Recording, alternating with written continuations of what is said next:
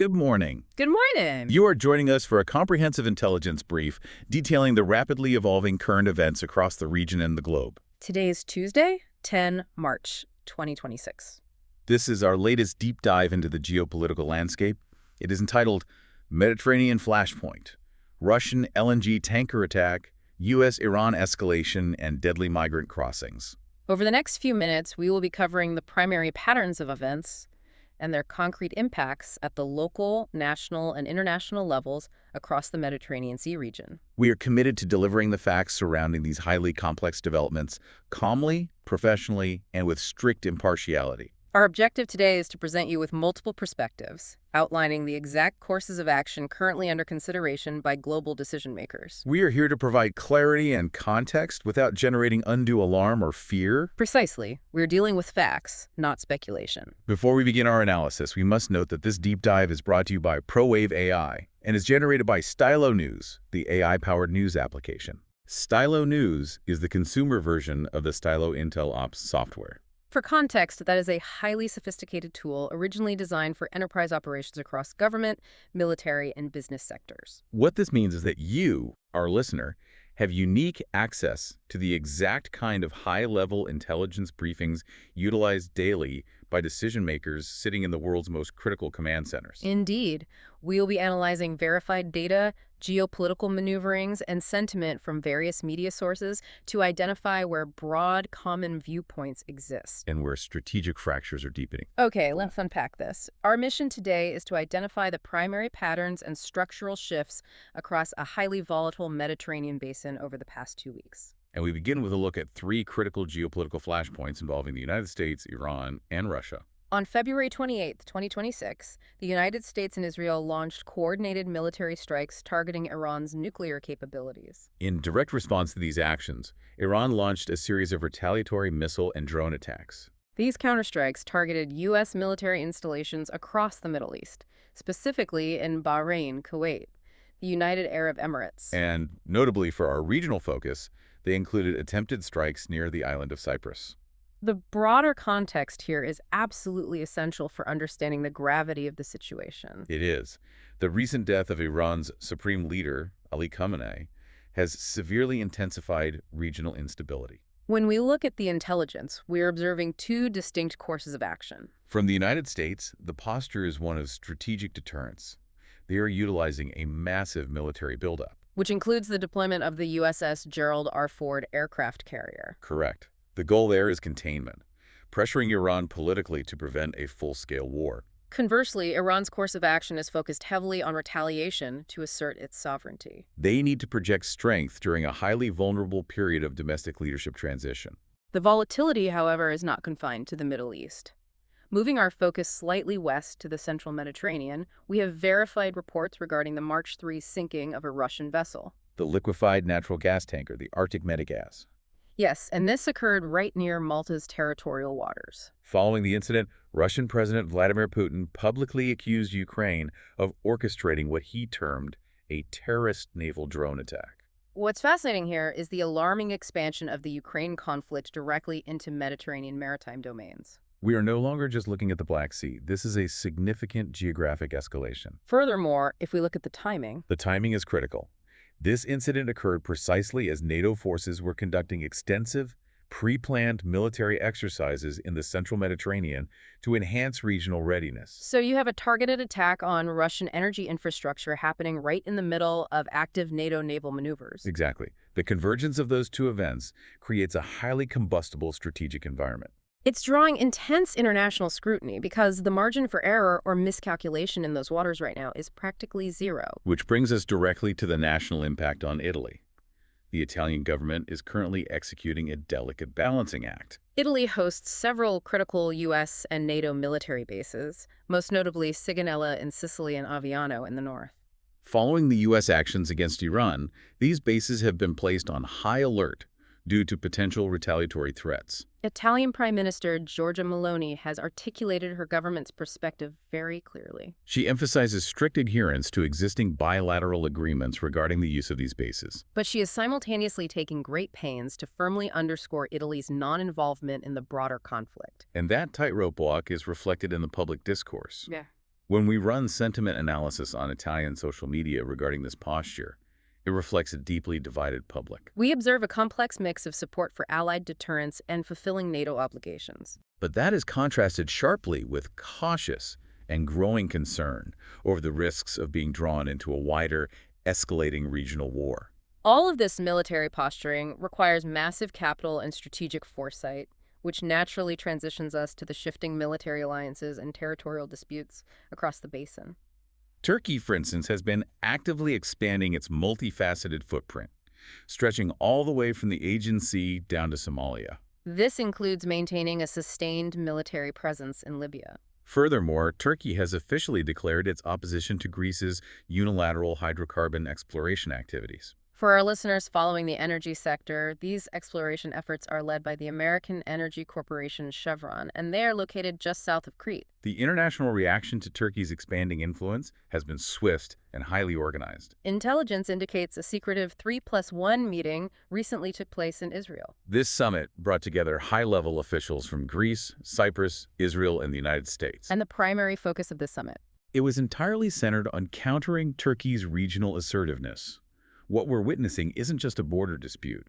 It's a race to control the energy choke points of the future. In response to these dynamics, Greece is rapidly evolving its national defense doctrine. This includes massive new procurement strategies and a major diplomatic push among its allies for what they are calling a Turkey clause. Let's clarify that for our listeners. What exactly is a Turkey clause in this diplomatic context? Essentially, Greece is pushing to include specific legal language in international defense contracts that would restrict or completely prohibit arms sales to Ankara. By pushing a Turkey clause, Greece isn't just buying weapons for itself. They are attempting to legally isolate Turkey from the Western military-industrial complex. That is a fascinating legal and diplomatic maneuver. And speaking of arms acquisitions, further west, we must report on Algeria's significant military modernization efforts. The Algerian military has recently acquired advanced Russian Su-57 fifth-generation fighter jets. The strategic implications of this procurement cannot be overstated. Hold on. Before we get into the implications, for our listeners who might not be military aviation experts, what does fifth generation actually mean in this context? It fundamentally means stealth and advanced avionics. It means Algeria now possesses aircraft that can potentially evade the radar systems currently used by neighboring countries. The introduction of fifth-generation Russian aircraft completely upends the defensive calculus and shifts the balance of air superiority in North Africa. It is a major development that is drawing very close and concerned monitoring from NATO and allied regional actors as it alters the security architecture of the entire Mediterranean basin. Now, looking at the intelligence sources in front of us, we must pause here to explicitly remind you that we are imparting this information strictly from the source material. We are presenting these defense postures, territorial claims, and military acquisitions objectively. We are not endorsing any specific nation's strategic viewpoint. We are simply mapping the geopolitical realities as they unfold. Precisely. Our role is to synthesize the data and show you where the pieces are moving on the board. And those pieces are moving rapidly on the economic board as well. There are significant pivots occurring right now within the regional energy sector. Libya is executing a major strategic shift aimed at reducing its reliance on Russian fuel imports. To achieve this, Tripoli is opening its fuel market to Western energy companies, including industry giants like Vitol and Total Energies. Simultaneously, Libya is targeting a major resurgence in natural gas production, aiming to reach nearly 1 billion cubic feet per day by mid-2026. If we connect this to the bigger picture, we see a broader realignment of regional logistics and supply chains. While Libya revitalizes its energy sector to court the West, Egypt is simultaneously advancing its own logistics capabilities. Egypt is aggressively developing this Salem dry port and partnering with global shipping firms. Their goal is to attract maritime traffic away from these conflict zones we've been discussing and route it through Egyptian infrastructure. And the global markets are absolutely reacting to these geopolitical pressures. We have noted a significant stock rally for energy giants like ConocoPhillips, driven directly by the ongoing tensions in the Middle East and the resulting volatility in global oil prices. But the economic landscape is also being reshaped by agricultural shocks, and this is where global events might hit your own kitchen pantry.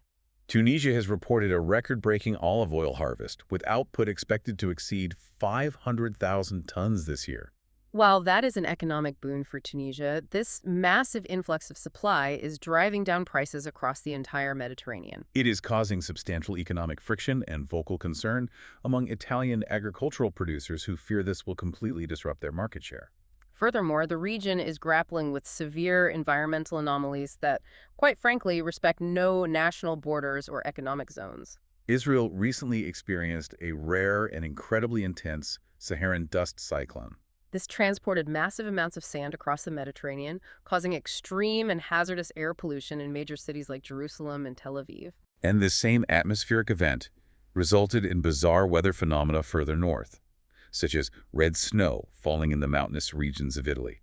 Concurrently, environmental agencies are sounding the alarm regarding a rapid decline of Mediterranean seagrass meadows. Just how critical are those seagrass meadows to the region? You can think of them as the Amazon rainforest of the ocean. These meadows are the lungs of the sea. They are absolutely vital for carbon sequestration, and they serve as the anchor for the coastlines. Their rapid degradation poses a severe long-term threat to coastal stability and marine biodiversity, from the shores of Italy all the way to Turkey. We must now turn our attention to the Mediterranean migration crisis. We must calmly report the grim statistics provided this week by the International Organization for Migration and United Nations agencies. Over 600 migrants have died or gone missing while attempting the sea crossing in early 2026. This marks the deadliest start to a year in over a decade. There has been a notable surge in irregular arrivals on the Greek island of Crete. And reports indicate that over 17,000 Egyptians made the perilous crossing in 2025 alone. This was driven largely by severe economic collapse and inflation in their home country. The policy responses to this humanitarian emergency represent fundamentally conflicting perspectives. The Italian government, under Prime Minister Meloni, has implemented strict deterrence measures. This includes the recent 60-day detention of the German NGO rescue ship Humanity I and the authorization of potential naval blockades. The Italian government asserts these measures are absolutely necessary to dismantle human smuggling networks, manage national border security, and ultimately reduce the number of perilous journeys being attempted. Conversely, we must outline the opposing view. The United Nations, the International Organization for Migration, and local religious leaders strongly condemn these deterrence policies. Furthermore, they severely criticize the European Union's ongoing cooperation with Libyan authorities regarding border management.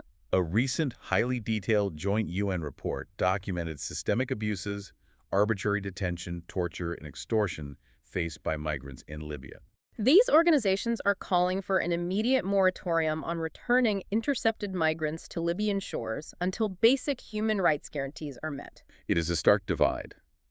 And as analysts, it is our directive to state clearly that we are impartially reporting these deeply polarized views. We are balancing the presentation of the national security perspective with the human rights perspective, without advocating for a side or endorsing any specific social viewpoint. When we run sentiment analysis of international social media, it perfectly reflects this sharp division. The public discourse is split evenly between demands for rigorous border enforcement on one side and urgent calls for humane asylum pathways and expanded search and rescue operations on the other. As we enter our final segment, we transition to future courses of action.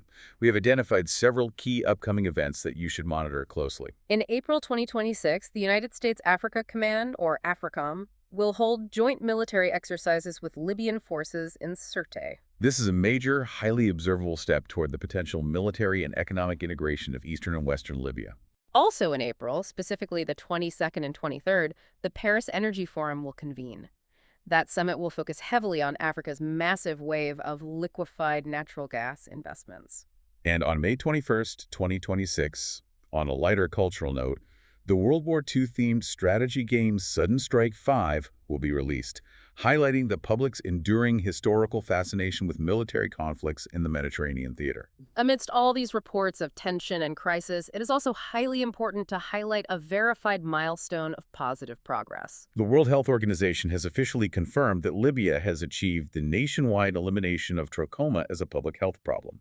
For our listeners, trachoma is a devastating bacterial infection of the eye that can lead to irreversible blindness if left untreated. Exactly. And eradicating it requires massive logistical coordination and public health infrastructure. This is a significant health victory, proving that institutional progress and capability are still possible, even within historically fractured states facing immense internal challenges. That concludes the primary intelligence summary for today's briefing. As we close our analysis, this raises an important question for you to consider moving forward. Looking at the sheer interconnectedness of these events, how long can the Mediterranean continue to function as a rigid dividing line between the global north and the global south? When we observe extreme weather patterns, vulnerable energy supply chains, and desperate migration flows, the evidence strongly suggests that the future fates of Europe, Africa, and the Middle East are inextricably linked. To ensure you are fully equipped to monitor these ongoing developments, we encourage you to harness the power of our sponsor. Stylo News is available right now as a mobile and computer application. You can download it today and customize the parameters to receive your own personal intelligence-style briefs. It aggregates and analyzes data pulled from hundreds of traditional news sources, as well as X, formerly known as Twitter. We direct you to subscribe for AI-powered news on demand by visiting www.stylonews.com. And with that, I'm going to drop the anchor voice for a second. Seriously, thank you so much for hanging out and listening to this deep dive with us today. We really hope it helped you connect the dots on some incredibly complex global issues. If you have a specific topic, a region, or a news story you want us to unpack in a future deep dive, please let us know. We love getting your requests. Until then, make sure you follow Stylo News on all your favorite social media platforms so you never miss an update. Stay curious, take care of yourselves, and we'll catch you on the next one.